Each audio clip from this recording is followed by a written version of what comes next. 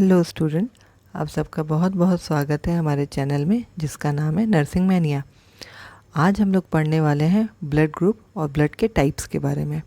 ठीक है, इसमें हम लोग जानने वाले हैं एबीओ सिस्टम के बारे में, एबीओ इनकम्पैटिबिलिटी क्या होती है, आरएच फैक्टर क्या होते हैं, क्रॉस मैचिंग कैसे करते हैं, हीमोलाइटिक डिजीज़ या फिर आरएच इनकम्पैटिबिलिटी किसे कहते हैं और हीमोस्टेसिस क्या होता है।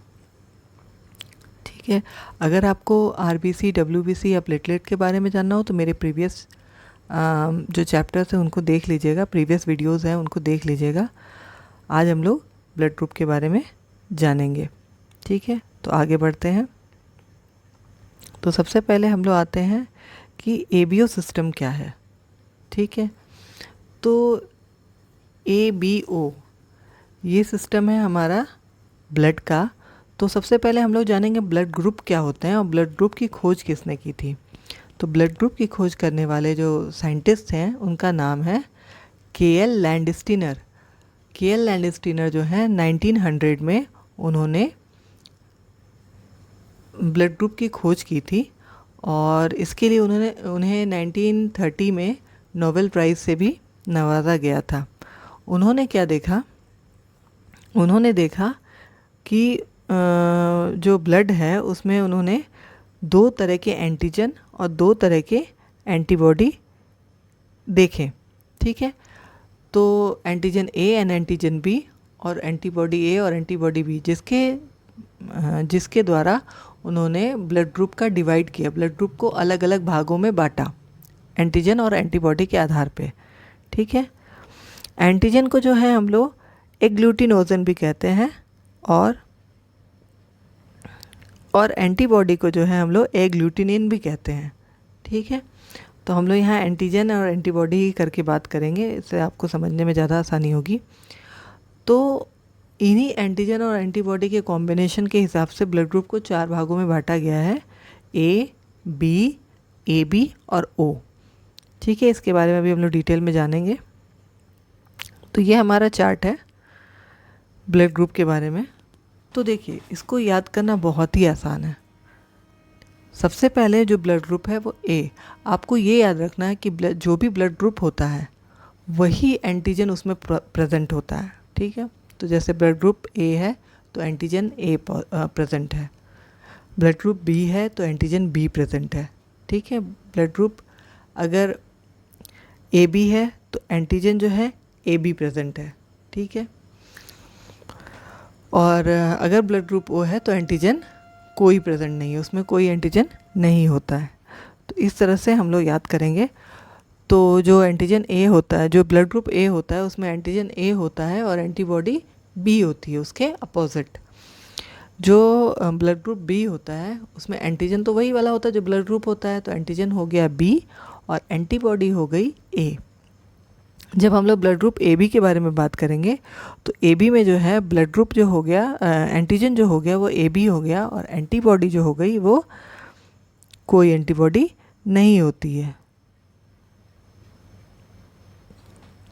ए बी में एंटीजन तो ए बी हो गया लेकिन एंटीबॉडी कोई नहीं होती है। अब ओ में क्या होता है, ओ में कोई भी एंटीजन नहीं होता।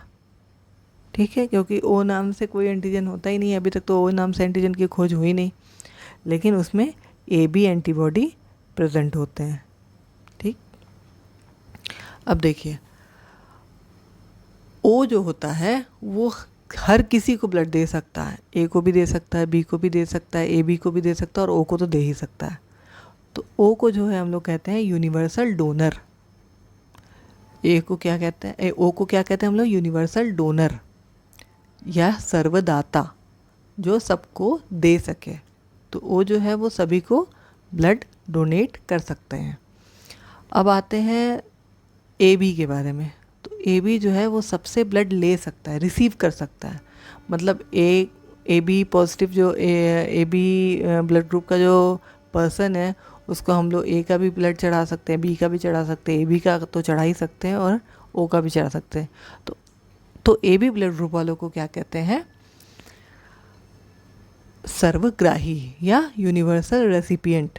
ठीक है, तो जब तक आरएच फैक्टर की खोज नहीं हुई थी तब तक यही एक फॉर्मूला था जो कि काम करता था। RH फैक्टर की खोज होने के बाद थोड़े से चेंजेस हुए हैं, उसके बारे में भी हम लोग बाद में बात करते हैं, ठीक है। तो अब हम बात करेंगे कि ए जो है वो किस किस को ब्लड डोनेट कर सकता है। ए जो है वो किस किस को ब्लड डोनेट कर सकता है। तो ए जो है वो ए को तो कर ही सकता है, ठीक है। और दूसरा उस बंदे को डोनेट कर सकता है जो हर किसी से ले सकता है, जो सर्वग्राही है, जो हर किसी से ले सकता है। तो ए जो है वो ए को डोनेट करेगा और ए बी को डोनेट करेगा, ठीक है। अब अगर हम बात करें बी की, तो बी जो है बी को तो करेगा ही, इसके अलावा जो सबसे ले सकता है यानी ए बी को करेगा। अब हम बात करें ए बी की, तो ए बी जो है वो सिर्फ ए बी को डोनेट कर सकता है।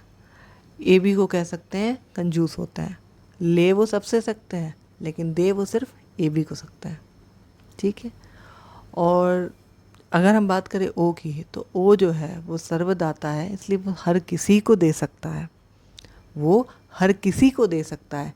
ए को भी दे सकता है, बी को भी दे सकता है, ए बी को भी दे सकता है और ओ को भी दे सकता है। अब हम बात करते हैं कि ये जो ब्लड ग्रुप है हमारे ए बी और ओ, ये जो है ये किस किस से ले सकते हैं। तो ए जो है वो ए से तो ले ही सकता है, और वो किससे ले सकता है, वो उससे ले सकता है जो हर किसी को देता है। तो हर किसी को कौन देता है, ओ। तो ए जो है वो ए से ले सकता है और ओ से ले सकता है। बी जो है हमारा वो बी से ले सकता है और ओ से ले सकता है, ओ तो सबको देता है। ए बी जो है हमारा वो हर किसी से ले सकता है, ए बी जो है हमारा वो हर किसी से ले सकता है, ए बी एंड ओ चारों से ले सकता है, इसीलिए उसको कहते हैं सर्वग्राही। और ओ जो है वे हमारा वो सिर्फ ओ से ही ले सकता है। हमारे एशियन कंट्रीज़ जितने हैं उनमें ज़्यादातर ओ पॉजिटिव लोग पाए जाते हैं, लगभग 45% जो है टोटल पॉपुलेशन के ओ पॉजिटिव लोग होते हैं। तो ये भी क्वेश्चन कई बार आया है कि अपने इंडिया में या एशियन कंट्रीज़ में कौन सा ब्लड ग्रुप सबसे ज़्यादा पाया जाता है, तो वो है O positive, blood group O, ठीक है। अब हम लोग आगे बढ़ते हैं एबीओ इनकम्पैटिबिलिटी के बारे में। तो देखिए, जब ट्रांसफ्यूजन रिएक्शन होता है, ट्रांसफ्यूजन रिएक्शन क्या होता है कि जब हम ब्लड ट्रांसफ्यूज़ किए और रिएक्शन हो रहा है, कुछ ब्लड हम चढ़ाते हैं और कोई रिएक्शन हो रहा है, तो ट्रांसफ्यूजन रिएक्शन जो होता है वैसे तो हर किसी भी ब्लड ग्रुप में हो सकता है, किसी भी ब्लड ग्रुप वाले को हो सकता है, लेकिन सबसे ज़्यादा कॉमन जो ट्रांसफ्यूजन रिएक्शन है वो ओ ब्लड ग्रुप वाले को है। उसका रीज़न क्या है, उसका रीज़न सबसे बड़ा यही है कि ओ ब्लड ग्रुप वाले जो हैं उनमें किसी भी तरह का कोई भी एंटीजन नहीं होता है। तो उनमें जो है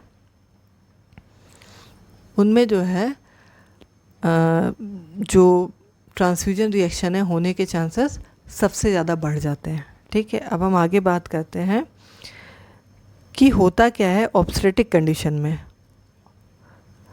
ऑब्स्टेट्रिक कंडीशन में क्या होता है, जब डिलीवरी होती रहती है उस कंडीशन में क्या होता है, ठीक है, कि फीटस का जो कोई सेल है वो प्लेसेंटा के थ्रू मदर के सर्कुलेशन में चला जाता है, ठीक है।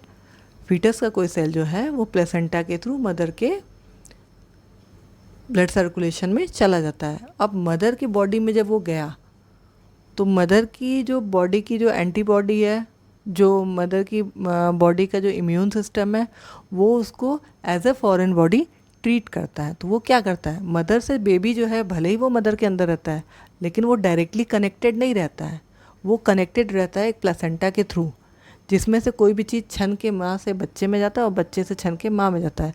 कुछ चीज़ें हैं जो प्लेसेंटा को क्रॉस कर सकती हैं, ठीक है। तो होता क्या है कि मदर की बॉडी जो है उसको as a foreign body treat करती है। तो मदर की बॉडी क्या करती है, उसके खिलाफ एंटीबॉडी बना देती है। मदर की बॉडी उसके खिलाफ, जो बच्चे का सेल फीटल सेल गलती से आ गया था, उसके खिलाफ एंटीबॉडी बना देती है।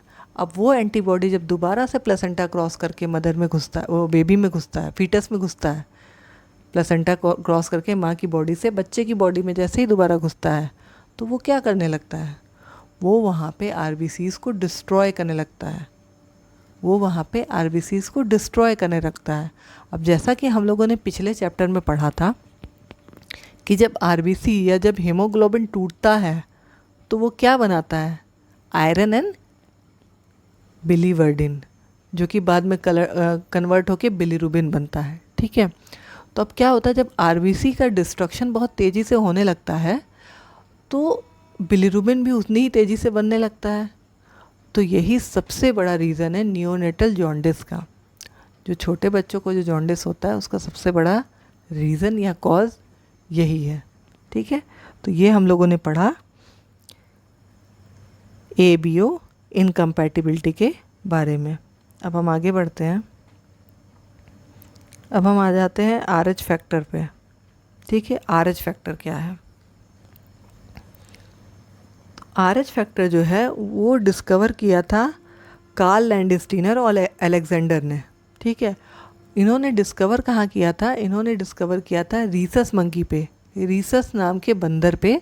इन लोगों ने उनके आरबीसी के सेल मेम्ब्रेन जो होती है, कोशिका भित्ति जो होती है, रीसस मंकी की जो आरबीसी होती है, रेड ब्लड सेल्स जो होती है, उनकी कोशिका भित्ति पे इन लोगों ने एक अलग एंटीजन देखा, जिसको उन लोगों ने एंटीजन डी नाम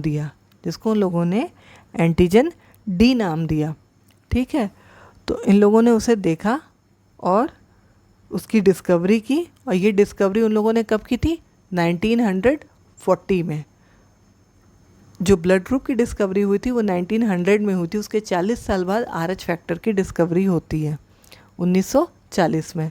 तो 1940 में जब उन्होंने रीसस मंकी पे ये नए टाइप का एंटीजन देखा, जिसको एंटीजन डी नाम दिया गया, तो इसको इन लोगों ने नाम दिया RH फैक्टर। और RH फैक्टर नाम क्यों दिया गया था? RH फैक्टर नाम दिया गया था रीसस मंकी के कारण। RH फैक्टर नाम दिया गया था रीसस मंकी के कारण। ठीक है, इसमें जो RH है इसको लेकर के RH फैक्टर बनाया गया था।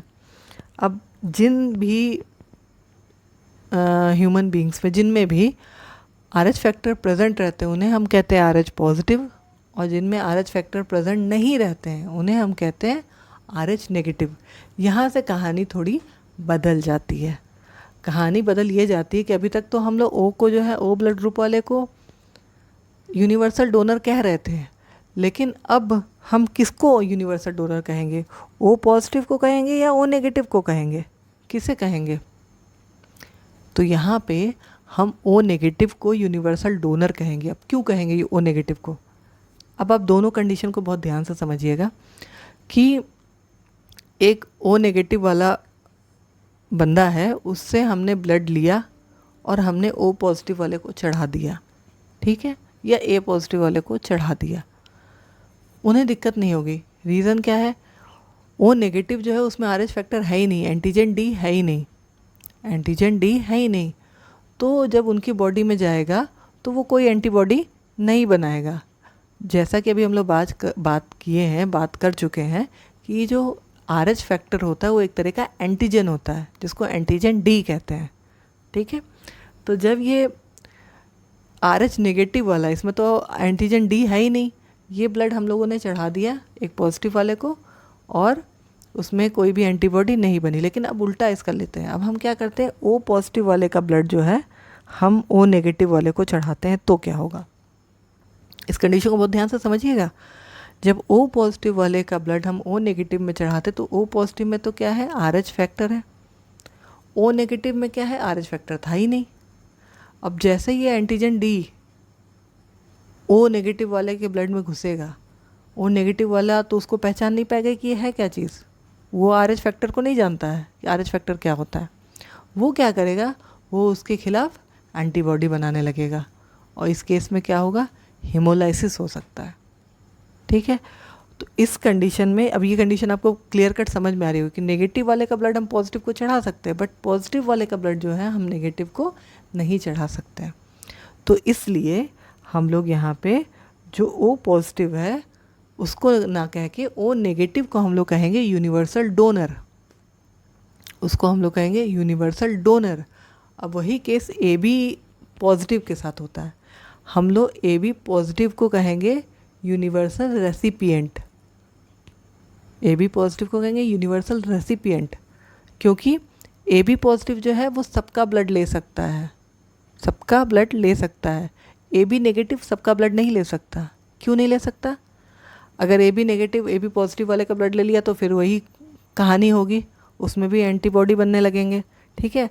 तो इसलिए हम लोग ए बी पॉजिटिव को हम लोग यूनिवर्सल डोनर कहते हैं, यूनिवर्सल रेसिपिएंट कहते हैं, सॉरी, यानी सर्वग्राही। ठीक, तो ये पूरी कहानी आपको लगता है समझ में आ गई होगी। आगे बढ़ते हैं। अब आ जाता है क्रॉस मैचिंग। क्रॉस मैचिंग क्या होता है? जब हम लोग भी किसी भी पेशेंट को ब्लड चढ़ाते हैं तो उसका ब्लड ग्रुप के साथ एक क्रॉस मैचिंग भी आप लोगों ने सुना होगा कि हम कराते हैं। क्रॉस मैचिंग होता क्या है? ब्लड ग्रुप तो हम जान गए कि इसका ब्लड ग्रुप ओ पॉजिटिव है, हमारे रेसिपिएंट का ओ पॉजिटिव है, हमारे डोनर का भी ओ पॉजिटिव है, ये ब्लड हम चढ़ा सकते हैं। लेकिन फिर भी हम उनके ब्लड सैंपल्स को आपस में मिला करके चेक करते हैं कि वो दोनों सैंपल्स कंपैटिबल है कि नहीं, जो डोनर का ब्लड है वो कंपैटिबल है कि नहीं, उसको हम चढ़ा पाएंगे कि नहीं, उसको हम अपने रेसिपिएंट को, जो हमारा पेशेंट है, उसको हम चढ़ा पाएंगे कि नहीं। तो देखिए, क्रॉस मैचिंग जो है दो तरीके से होता है। एक होता है मेजर क्रॉस मैचिंग और दूसरा होता है minor cross matching. Major cross matching में क्या करते हैं हम लोग कि डोनर का जो है हम लोग ब्लड लेते हैं, जिसने भी डोनेट किया है, जिसका ब्लड हम चढ़ाने वाले, उसका हम ब्लड ले रहे हैं, और जो हमारा रेसिपिएंट है, जो हमारा पेशेंट है, उसका हम लोग सीरम लेते हैं और उन दोनों को आपस में मैच करा करके देखते हैं कि वो कंपैटिबल है कि नहीं। अब दूसरा तरीका क्या होता है? Minor cross matching. Minor cross matching में क्या करेंगे? ठीक इसका उल्टा, हम लोग रेसिपिएंट जो है, जो हमारा पेशेंट है, पेशेंट का हम ब्लड ले लेंगे, और जो हमारा डोनर का ब्लड है, जो हमारा डोनर का ब्लड है, उसका सीरम लेंगे सिर्फ, और हम क्रॉस मैचिंग करते हैं। जनरली जो है हम लोग मेजर क्रॉस मैचिंग ही करते हैं, ठीक है। तो ये हो गया क्रॉस मैचिंग के बारे में। और आगे बढ़ते हैं। अब आ जाते हैं हीमोलाइटिक डिजीज़ या RH इनकम्पैटिबिलिटी। बहुत ही इम्पॉर्टेंट है, और थोड़ा सा आप ध्यान लगाएंगे तो इसको समझना भी बहुत ही आसान है। इसको समझाने के लिए हम पहले एक पेन ले लेते हैं। तो देखिए, होता क्या है कि इसको बहुत ध्यान से समझिएगा, आपको बहुत अच्छे से समझ में आ जाएगा। एक मदर है जो RH नेगेटिव है, उसका कुछ भी ब्लड ग्रुप होगा, O negative, B negative, A negative, कुछ भी RH नेगेटिव है। हम लोग यहाँ सिर्फ RH फैक्टर लेके चल रहे हैं और कुछ नहीं। और उसका जो बेबी है वो पॉजिटिव है, RH पॉजिटिव है, और मदर जो है वो RH नेगेटिव है। अब होता क्या है, डिलीवरी के समय पे जो बच्चे का जो RH फैक्टर है, जो बच्चे का ये जो पॉजिटिव RH फैक्टर है, ये गलती से माँ के सर्कुलेशन में चला जाता है। अब माँ के सर्कुलेशन में चला गया तो माँ की बॉडी क्या करेगी, माँ की इम्यूनिटी क्या करेगी, वो उसको समझेगी एक फॉरेन बॉडी, और क्या बनाएगी? RH एंटीबॉडी बनाएगी। क्या बनाएगी? RH की एंटीबॉडी बनाएगी, ठीक है। क्योंकि वो तो उसको समझ रही, वो तो RH फैक्टर को जानती ही नहीं है, क्योंकि उसका तो ब्लड ग्रुप, जो उसका जो बॉडी है वो तो नेगेटिव है, उसका जो ब्लड ग्रुप है वो तो नेगेटिव, वो तो RH फैक्टर को जानती ही नहीं। तो जब RH फैक्टर उनके बॉडी में घुसेगा तो वो क्या करेगी? वो एक RH का एंटीजन बना देगी। आप लोग को आप लोग एंटीबॉडी बना देगी। आप लोग जानते हैं कि RH फैक्टर जो होता है वो एक एंटीजन होता है। तो जैसे वो घुसा, उसकी मदर की बॉडी ने एंटीबॉडी बना दी। यहाँ तक तो कहानी ठीक है।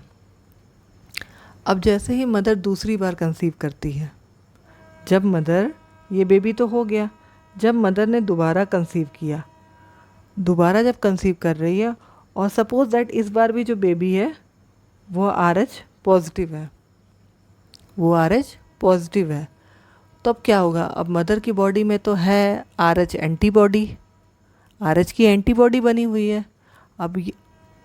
अब ये जो है, क्योंकि मदर की बॉडी में RH एंटीजन तो है ही नहीं, वो तो एंटीजन आए थे तो उसको मार दिया, एंटीबॉडी बन गई उसकी, ठीक है।